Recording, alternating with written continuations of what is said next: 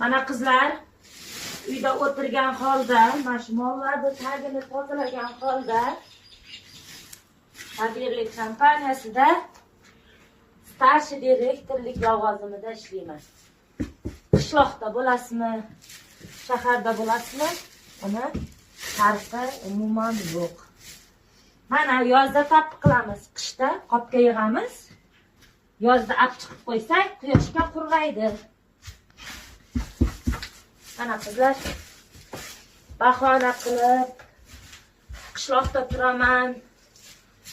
Bolam ko'p, bolam kichkina, o'xshamaydi. Eplolmayapman degan qizlarimiz uchun. Mana shunaqa qishloq joyda turib ham oyiga 5-6 million ham oylik, ham uyda ishi, davlat ishida ishlamaymiz. Mana shunaqa mehnatda